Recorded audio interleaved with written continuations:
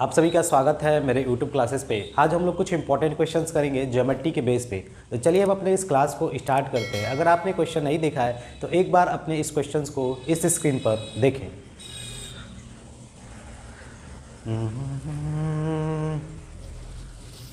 जैसा कि आप सभी ने क्वेश्चन देखा होगा और सॉल्व भी किया होगा। तो चलिए हम स्टार्ट करते हैं और जानते हैं इसके पीछे क्या है कंसेप्ट।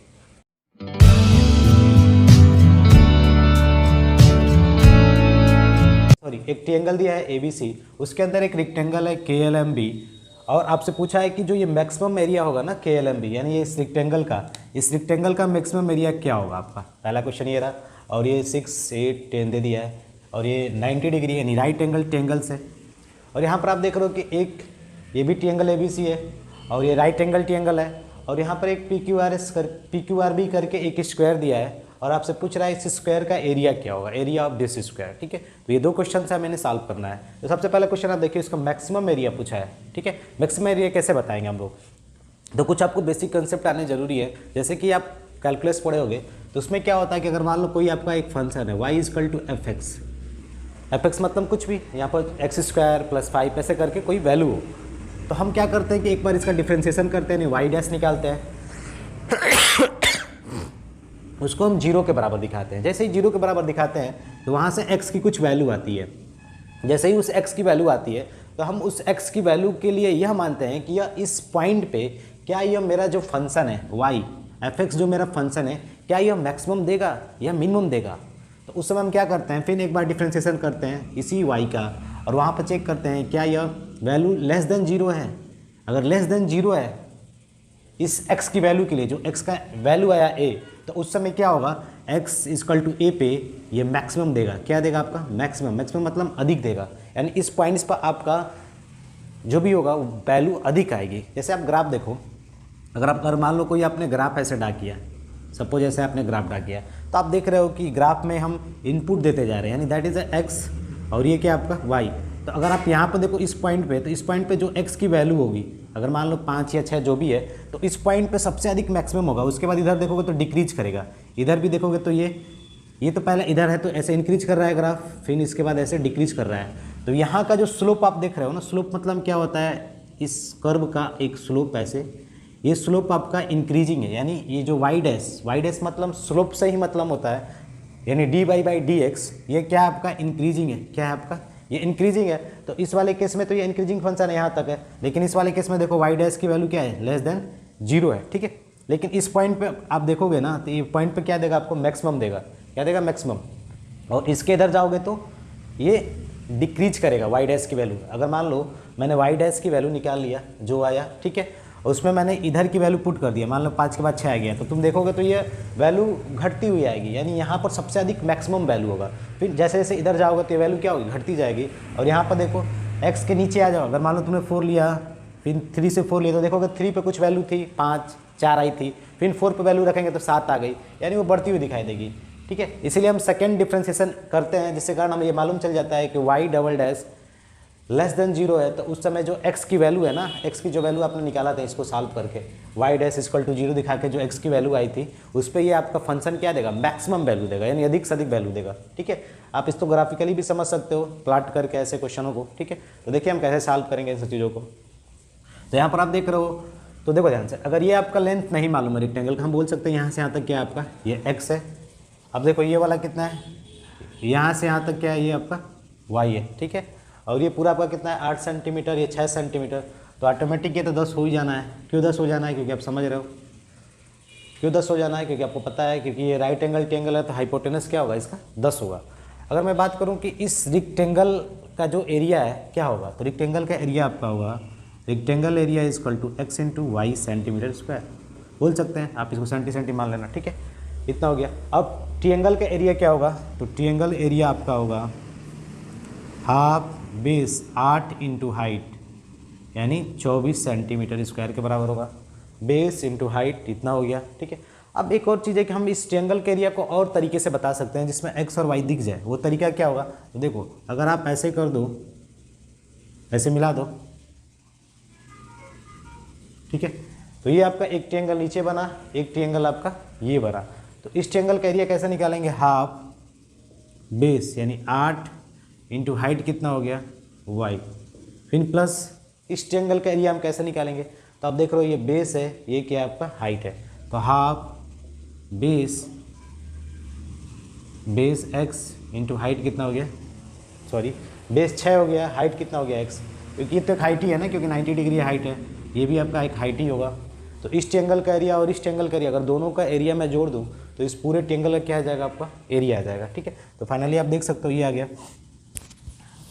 तो अब यहाँ सब साल भी कर सकते हो, देखो ये हाफ की वैल्यू हाफ से आप कैंसिल हो जाएगा, सब में हाफ है, तो यहाँ पर बोलोगे 48, अभी और कैंसिल होगा, 48 इजकल टू 8 6 48 इजकल टू यहाँ पर होगा 8y प्लस 6x। ठीक है, बोल सकते हैं। और आपका रेक्टेंगल का एरिया ये रहा। ठीक है, तो हमें किसके लिए मैक्सिमाइज़ करना था, रेक्टेंगल के एरिया के लिए, तो हम एक फंक्शन बनाएंगे रेक्टेंगल के एरिया का नाम का। ठीक है, लेकिन यहाँ पर 2 वेरिएबल्स है, तो एक वेरिएबल हमें हटाना पड़ेगा। तो यहाँ से अगर मैं y की वेरिएबल हटाना चाहता हूँ तो इसके हेल्प से हटा सकता हूँ। तो देखो कैसे हटेगा, पहले इसको कटा लेते हैं, तो 2 से कट जाएगा, 24 4 3। ठीक है, तो 24 minus 3x upon 4 equal to y। ठीक है, ये आपको बस जानना था, नहीं तो इसका शॉर्ट फॉर्म होता है जिसको हम इजीली एग्जाम में अप्लाई कर सकते हैं। ये बस तरीके जानने हैं कि कैसे सॉल्व होता है। यहाँ पर हो गया आपका 2 4 या 2 3 या 6, तो 24, ये 3x इधर आया और 4 से डिवाइड किया, तो ये y की वैल्यू हो गई। अब हमें क्या करना है कि जो रेक्टेंगल का एरिया है ना, इसी में हमें मैक्सिमाइज मिनिमाइज करना है। तो रेक्टेंगल के एरिया में x की वैल्यू है ही, अब बस y की वैल्यू यहाँ पर पुट करके उसके बाद उसका हम डिफ्रेंशिएशन करेंगे। ठीक है, तो हम समझ लेते हैं। तो देखिए जो ये y की वैल्यू है ना, हम इसमें y की वैल्यू पुट करते हैं रेक्टेंगल के एरिया में, तो क्या होगा, यहाँ पर देख लेते हैं रेक्टेंगल के एरिया में। तो रेक्टेंगल के एरिया मान लेते हैं कोई फंक्शन है आपका p नाम का। ठीक है, तो x इंटू वाई, एक्स की जगह पर वही रहने दो, y की वैल्यू क्या होगी 24 माइनस 3x/4। ठीक है, तो यहाँ पर क्या हो गया 24x minus 3x square by 4। ठीक है, अब चेक कर सकते हो, ये हो गया, ये आपका p नाम का कोई फंक्शन है। अब हम इसका क्या करेंगे, थोड़ा डिवाइड भी कर लेते हैं, तो 6x minus 3x square by 4 equal to, ये आप चेक कर सकते हो, 6x minus 3x square by 4। तो ये p की वैल्यू, एक बार हम इस p को डिफ्रेंशिएट करते हैं। मैंने p इसलिए माना क्योंकि p नाम का कोई फंक्शन होगा, आप z x कुछ भी मान सकते हो, z भी मान सकते हो।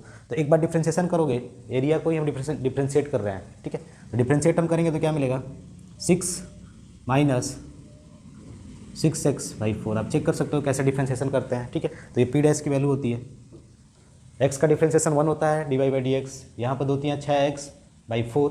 ठीक है, ये p डैश के बराबर हुआ। अभी मैंने बोला था p डैश को यानी y डैश को हम 0 के बराबर दिखाएंगे, तो अब इसको 0 के बराबर दिखा दो, तो 6 माइनस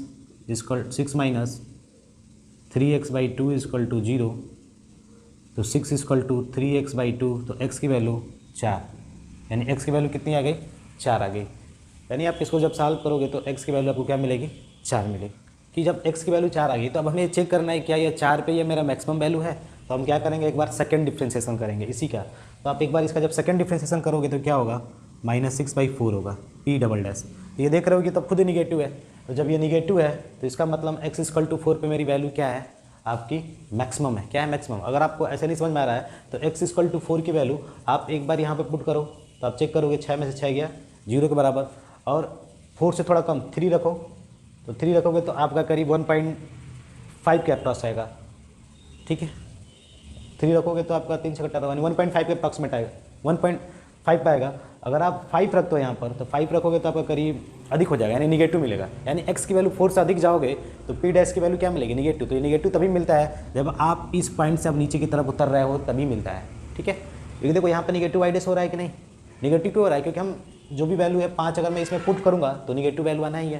तो यहाँ पर अगर आप 5 पुट कर दो, क्योंकि 4 से अधिक 5 है, जैसे ही 5 पुट करोगे तो p डैश की वैल्यू निगेटिव आएगी। इसका मतलब यहाँ तक मैक्सिमम था, उसके बाद हम कहाँ जा रहे हैं, घटते जा रहे हैं। यहाँ पर डिक्रीजिंग फंक्शन है, ये इंक्रीजिंग फंक्शन का ग्राफ है यहाँ से यहाँ तक। ठीक है, इंक्रीज हो रहा है। तो ये आपको मैक्सिमम पॉइंट मालूम चल गया, यानी x की वैल्यू 4 होगी। तो जब x की वैल्यू 4 होगी तो आप y निकाल सकते हो, y की वैल्यू क्या होगी। तो यहाँ पर आप x की वैल्यू 4 पुट कर दो और y की वैल्यू निकालना, तो यहाँ पर पुट कर देना, 4 × 12 यानी 3 होगी। y की वैल्यू कितनी होगी, 3 होगी। आप चेक कर सकते हो, 4 × 12 तो 4 × 12, y की वैल्यू 3। तो आपका जो रेक्टेंगल का एरिया होगा कितना हो जाएगा, rectangle area become base into height, that is पर लेंथ इंटू ब्रेथ बोलते हैं। ठीक है, 12 सेंटीमीटर स्क्वायर। ठीक है, तो इतना हमने ये डिराइव किया, लेकिन अगर हमें एग्जाम में इजीली सॉल्व करना है तो जब भी आपको राइट एंगल ट्रायंगल दिखे और उसमें कोई ऐसा रेक्टेंगल बन जाए ऐसे बेस पे, ठीक है, बेस पे बने, यहाँ पे देखिएगा ध्यान से, इस पे ना बने, ठीक है, बेस पे बन जाए तो उस समय उसका जो मैक्सिमम एरिया होता है रेक्टेंगल का वो ट्रायंगल का एरिया का आधा हो जाता है, यानी ट्रायंगल के एरिया का आधा हो जाता है। तो आप याद रखिएगा ट्रायंगल का एरिया का आधा मैक्सिमम एरिया ऑफ रेक्टेंगल, यानी रेक्टेंगल का मैक्सिमम एरिया होगा, ठीक है। तो ट्रायंगल के एरिया का जब हम आधा ले लेंगे तो क्या मिलेगा, रेक्टेंगल का एरिया का मैक्सिमम वैल्यू मिलेगा, ठीक है। अब बातें क्लियर, यहाँ तक हमने चीज़ों को समझा। ये डेरिवेशंस रहे जो कि बेसिक चीज़ें थी, हमें जानना जरूरी है, ठीक है। यहाँ पर ट्रायंगल ABC है, हमें इसमें जो स्क्वायर बना है इस स्क्वायर का आपको एरिया बताना है, ठीक है। तो यहाँ पर आपने रेक्टेंगल का कंसेप्ट जाना कि रेक्टेंगल में हम करते क्या हैं, कि अगर रेक्टेंगल का एरिया पूछे तो हाफ ट्रायंगल का एरिया कर देंगे तो मैक्सिमम एरिया ऑफ रेक्टेंगल मिलेगा, यानी ये आपका जो रेक्टेंगल आयत है उसका मैक्सिमम एरिया मिलेगा। लेकिन जब हम स्क्वायर की बात करेंगे तो वहाँ पर हमें क्या कंसेप्ट लगाना होगा, वहाँ पर हम ये कंसेप्ट तो यूज कर सकते हैं, लेकिन उससे बेटर क्या है आपका कि अगर आप ऐसे भी करो तो ये हो जाएगा साल, अगर ऐसे ब्रेक भी कर देते हो तो देखो इस जो ट्रायंगल का एरिया क्या होगा, हाफ बेस नहीं मालूम है तो बेस निकाल सकते हो, 40 होगा। कैसे बेस 40 होगा, आप समझ रहे हो, पाइथागोरियन ट्रिपलेट्स, ये 30 है, ये 40 है, ये 50, तो अगर मैं इसको छोटा करूँ तो 3 बचेगा, ये 5 ये 4, यानी 10 से दोनों को डिवाइड कर दिया तो 3 4 5 का ही तो ट्रिपलेट होगा, तभी ये 40 आएगा। आप समझ सकते हो 3 4 5 के ट्रिपलेट को हम बड़ा करते जाते हैं, जैसे 3 4 5 लिखा है ना आपका, तो ये पाइथागोरियन ट्रिपलेट है। अगर आप इसमें कभी 3 से मल्टीप्लाई करते हो तब भी एक ट्रिपलेट ही बनेगा, अगर आप 10 से मल्टीप्लाई कर दो तब भी क्या बनेगा आपका, एक ट्रिपलेट ही बनेगा, ठीक है। ये सब चीज़ें बेसिक आपको आनी चाहिए कि ट्रिपलेट्स को हम मल्टीप्लाई करके नए ट्रिपलेट्स क्रिएट कर सकते हैं, ठीक है। आप चेक भी कर लो, इनका ये 15 होगा ही, ठीक है। तो ये देखो ये बेस ये इंटू हाइट, तो बेस आपका 30 हो गया, हाइट नहीं मालूम, मान लेते हैं एक्स साइड है, यानी स्क्वायर का साइड हमने क्या माना, एक्स साइड है। फिर इसका भी हमने वही काम किया, बेस इंटू हाइट हमने क्या माना, हाइट तो वही होगा एक्स, क्योंकि स्क्वायर में सभी साइड क्या होते हैं, इक्वल होते हैं, स्क्वायर के सभी साइड इक्वल होते हैं, ठीक है। बातें क्लियर होनी चाहिए यहाँ तक। ये हो गया, और ये किसके बराबर होगा, रेक्टेंगल के एरिया के बराबर होगा, ठीक है। 40 और 30 के मल्टीप्लाई के बराबर होगा, ठीक है। अब यहाँ पर देखोगे 30x, ये 40x इक्वल टू 3 चौके 12, यानी 1200 होगा, ठीक है। देख सकते हो यहाँ पर, क्योंकि हाफ से हाफ मैंने कैंसिल करा दिया, तो 70x इक्वल टू 1200, तो x की वैल्यू क्या होगी, 1200/70, यानी 120/7, क्या होगी 120/7, ठीक है। तो आप इसका एक, तो ये साइड आ गया आपका, अब एरिया बताना है तो इसका आप स्क्वायर कर दो, ठीक है। ये एक बेसिक कंसेप्ट था कि जो आप इसके हेल्प से इसमें यूज कर सकते थे, क्योंकि यहाँ पर रेक्टेंगल था नहीं, क्योंकि साइड ये आपस में क्या थे, इक्वल थे, तो यहाँ पर मैक्सिमम एरिया भी इसी के हेल्प से आएगा, यानी 120/7 ही वहाँ पर साइड सबसे मैक्सिमम होगा, ठीक है। तो आप डायरेक्टली इसका फार्मूला क्या यूज कर सकते हो, देखो ये 120 आया ना, तो ये बोल सकते हो परपेंडिकुलर इंटू बेस, यानी एक परपेंडिकुलर ले लो और बेस ले लो, आपस में मल्टीप्लाई कर लो और परपेंडिकुलर और बेस को जोड़ लो, क्या कर लो, जोड़ लो, तो क्या मिलेगा, साइड ऑफ स्क्वायर मिलेगा, साइड ऑफ स्क्वायर मिलेगा। तो आप कुछ टिक्स खुद ही क्रिएट कर सकते हो, और आप इसको अगर ऐसे नहीं कर पा रहे हो तो आप सिमिलरिटी लगा कर सकते हो, यहाँ पे थीटा होगा तो यहाँ पे थीटा होगा, ये 90 तो ये 90 होगा, ये दोनों ट्रायंगल क्या होंगे, सिमिलर होंगे। उसके बाद सिमिलरिटी लगाओगे, थोड़ा टाइम लगेगा, कंज्यूमिंग होगा, लेकिन हमारा सॉल्व करने पे आंसर आना ही है, ठीक है। बातें क्लियर, तो आप ऐसे सिमिलरिटी लगा के भी कर सकते हो, ठीक है।